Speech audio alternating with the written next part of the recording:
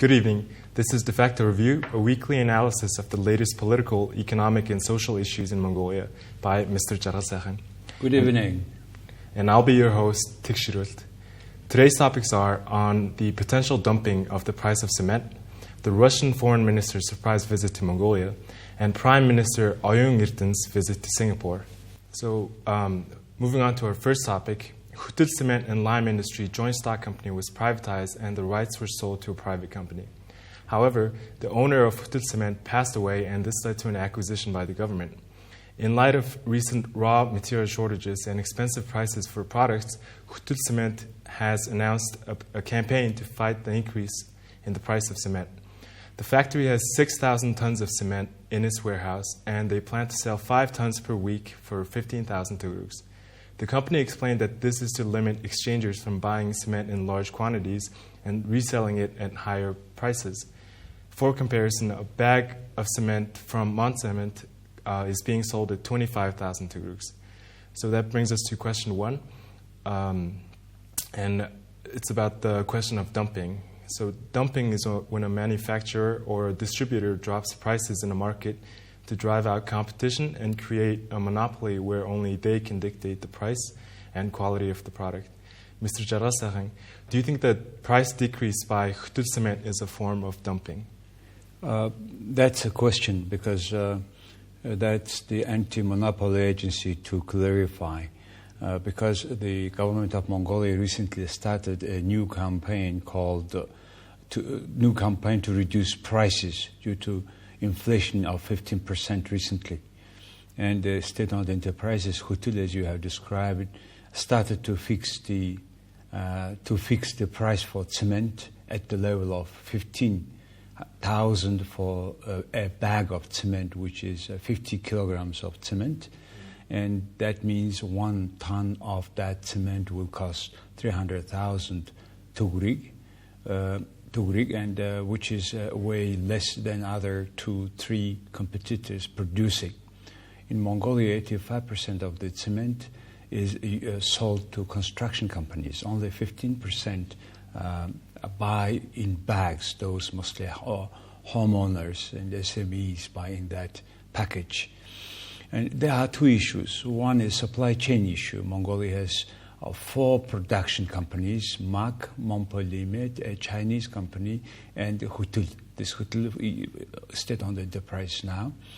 And there are 3 markets of retail sale in Mongolia, in Ulaanbaatar, in 3 parts of Ulaanbaatar, east and west wing, and in the center, at the place called Qorvolching.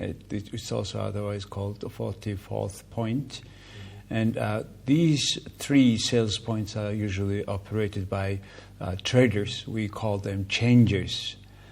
These changers now are not happy with this campaign as they have bought in bulk the bagged cements, and now they closed their store because they started to see the price way down they have been selling. So it's on one side.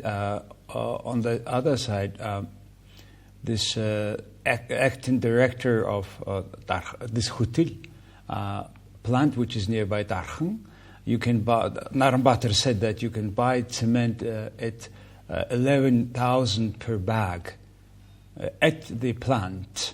That means 4,000 goes for price of transport.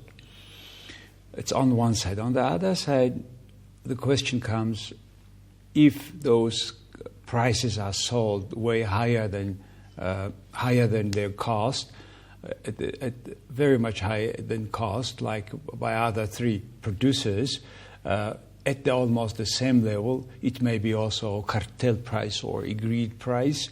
It's both way, the dumping, as you said, selling less than their cost, or cartel price, which is way higher just to agree at a certain level that they are taking more profit. Both are not good for fair market economic competition, and anti-corruption agency to tell us exactly which one is the case. If it is dumping, then this state-owned enterprise should have responsibility for disturbing market and the supply chain. The second issue is about the quality of those cements produced by 3-4 producers. Some of these plants have even automatic robots lab, which is checking the quality in each process by each piece. But some have, so for example, the other plant has a Montpellier. This Khutul has 60, for example, lab workers, which is selectively take sample of cement and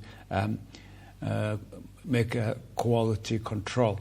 Quality is so important in cement because depending on quality, for example, good quality of 2 bags cement can replace 3 cements of less quality.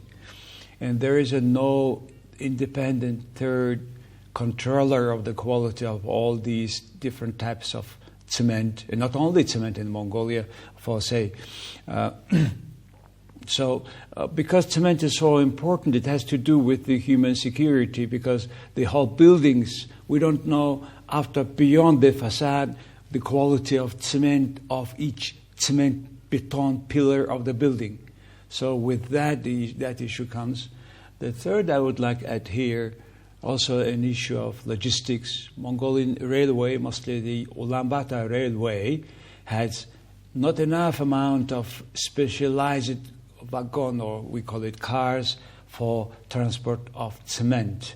It's one of the examples where UB Railway, which is owned by Russian and Mongolian government, is not up to the competition and up to the demand of the development in Mongolia. So moving on to our next topic, the foreign minister of Russia, Sergei Lavrov, visited Mongolia on Tuesday to meet with leaders in Mongolia. Lavrov met with Mongolian Prime Minister Oyun-Erdene, Mongolian President Khutul Cement, and his counterpart, the Foreign Minister Batsik. And he also spoke with the Parliament Speaker Zanishtar. And the two sides discussed the implementations of tasks agreed upon the President's visit to Russia last year, assessed the current state of affairs, and exchanged views on future cooperation.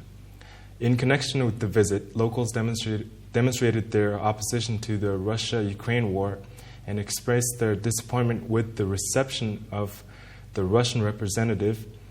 And they had a no war, no genes protest in which they expressed their support for Ukraine and condemned the actions of Russia. So my question to you, Mr. Jargalsaikhan, is what does a visit by Mr. Lavrov mean for the relationship between our two countries? Well, Mongolia has only 2 neighbors, Russia and China. And we have a strategic partnership relations with both of them. And their leaders coming to Mongolia is always important. Even their just short visit to smaller countries tell many things. But however, this time, President Lavrov visit, Foreign Minister Lavrov visit on the way to G20 meeting in Indonesia, Bali. And he, after Mongolia, also after a short visit in Mongolia, a few hours visit, and he also will visited Vietnam. This time the visit is happening after the war that Russia invaded Ukraine. That's why Mongolian oppositions came more clear around this visit about the war in Ukraine. At the government level, everything went very much in diplomatic way. Nothing new, nothing promised from Mongolian side. Lavrov said both countries have the same view on the international issues. It is not quite true, because as Mongolia prefers to have no comment or absentee on the U.S. on the UN resolution condemning Russia's war against Ukraine. Russia even doesn't call it as a war. They call it just a special military operation. But the public level, Mongolia has different opinion. A part of the society opposing the war, a part is not opposing. The opposing party, led by some leaders of the Democratic Party, made protest at the monument of the repressed near the State Palace. Former mayor of Ulaanbaatar and the DP city committee's head, Mr. Batul, said that Mongolia will be never a slave of Russia. The Russian cannot recolonize Mongolia again. They cannot do it because we value our democracy. We are against Russian aggression. That's what he said. Another activist, Mongol Hu, said that the current leaders of Mongolian state should not forget 400,000, should not forget 40,000 repressed and killed the Mongolians by direct orders of the Soviet Union communists in 30s. That list includes former Prime Minister Amr and Gending, who were killed there in Russia. Here is the memorial monument to those victims, which you can see from your office windows, meaning that this monument to the repressed is just next to the State Palace. Mongolia must be against the war in Ukraine, not absentee. Stop insulting Mongolian democracy. That was the main reaction of those who were at that protest. So that brings us to our next question. What economic outcome is expected out of this meeting between our leaders and the Russian foreign minister? Well, this visit was just another discussion, another dialogue, as usually happens. And with Russia, from dialogue to action takes quite some time, and hopefully this time is different picture. They discussed on gas pipeline project, which mutually agreed to have through Mongolia to China from Russia, Siberia, gas, and it's a very peculiar subject too. And also they have, according to their press conference, they have been talking about preparation of projects of 2 railways, horizontal railways, corridor in the western and eastern part of Mongolia. They talked about the renovation of Ulaanbaatar railways, but this talk is going on, by the way, for the last 20 years, and nothing much improved. And there will be a railway which owned by 2 governments, staying the very bottleneck of Mongolian development today. And they also discussed other projects in energy sector and agro-industry. Trade volume, according to Lavrov, of between 2 countries had increased for 45% for last year and 30% a year before. Now, hopefully, it will be even more due to sanctions against Russia all around the world. But I'm surprised that they have not talked about the more discount for gasoline, as Mongolia depends 100% from Russia on that. Maybe because it's a small market. The other thing was also relatively lower prices for jet fuel, which is also supplied by the Russian and Mongolian companies together, state-owned companies. Russian foreign minister discussed with the prime minister about Mongolia coming to Euro-Asia Economic Union. It's many times they discuss about that. I don't think this Mongolia joining this union will be faster after the war in Ukraine. So Mongolians have to think a lot about what does the cooperation can be ended with Russia. So there are a lot of food for thoughts for Mongolians. And for our last topic, Prime Minister Oyun-Erdene is paying an official visit to Singapore by the invitation of Singaporean Prime Minister Lee Hsien Loong. This makes it the first visit by a Mongolian Prime Minister to Singapore in 11 years. The visit is expected to help strengthen relations with Singapore, which, as we know, is a highly influential country in our continent. He has visited Temasek Foundation International and expressed his gratitude for their help provided during the COVID-19 pandemic. And within the framework of Mongolia's new revival policy, projects are underway with focus on public service reform, development of e-governance, urban planning, information technology, human resources capacity building. And during his visit, the Mongolian side aims to study Singapore's know-how in these areas and to sign an agreement on localizing them in Mongolia. So my question to you is, what do you think prompted the Singaporean government to invite our Prime Minister? This visit is important, as you said. Prime Minister Oyun-Erdene, when he was the cabinet secretary, had visited Singapore in 2019, 3 years ago. And Temasek is and always was a good example of state-run enterprises for Mongolia. It's a AAA-rated global investment company with 800 multinational staff and who is running the portfolio of $272 billion US dollar. And it's a state-owned company, founded in 1974, and total return since inception is 14% on their investment. It's a very well-known, large investment company. Its famous subsidiary is DBS Bank in Singapore, and also Singapore Airlines, where they have owned 54%.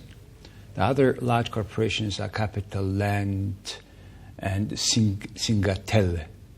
They have 13 offices in 9 countries, a huge investment company. And on July 7th, our Prime Minister met the CEO of that company, Mr. Eng, and Deputy CEO Chong. They thanked them for help during pandemic, as these Temasek have donated several oxygen concentrators to Mongolian hospitals when we needed it most. Mongolia needs to attract more foreign direct investment to several leading sectors in the economy. That was the conversation with the CEO of the Temasek. And also Mongolia is attracting management experiences to reform of state-owned enterprises and IT and governance, including e-governance. And also 34% of the Mongolian stock exchange will be privatized. Mongolia wants to convert its new airport near Ulaanbaatar into the global logistic hub, and also need to develop tourism industry. In each of them, we need foreign direct investment, about which there were proper information was given to Temasek. On the other hand, there is a state-owned large mining company, Erdene Mongol, which owns many other, in different fields, smaller corporations. It's the main asset of Mongolia, and Erdene Mongolia is going to be a kind of Temasek Mongolian sovereign wealth fund, and they need a management also know-how from Temasek, not only investment. Temasek is also in Mongolia since 2005, as they have bought 5% of Ivanhoe mines. Later on, they became a part of Rio Tinto, which is running the largest in Mongolia copper concentrate project called Oyun-Erdene. Mr. Jargalsaikhan, what do you think will come out of this visit? A good question. That's I'm also asking myself, as after many visits like this, some works are not done properly. I remember 11 years ago, there was a Prime Minister Sukhbat Prime Minister Sukhbatar Patpol's visit to Singapore, almost the same agenda. Some of their works have done, some have not at all.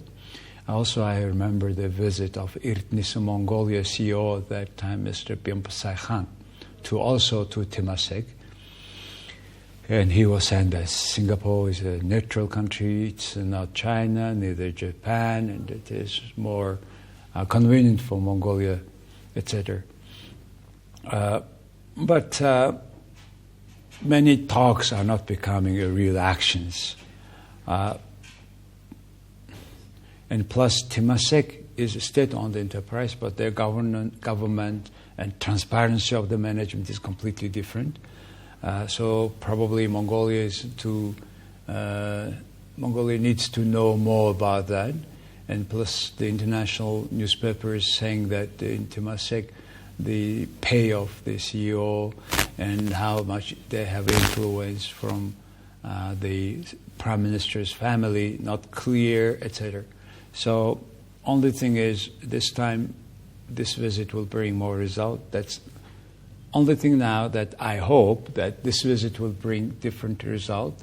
In particular, we have the longest working cabinet, one cabinet with one prime minister, the same prime minister for quite some time, and hopefully it will be very helpful in terms of again, housing, renting to low-income families, etc.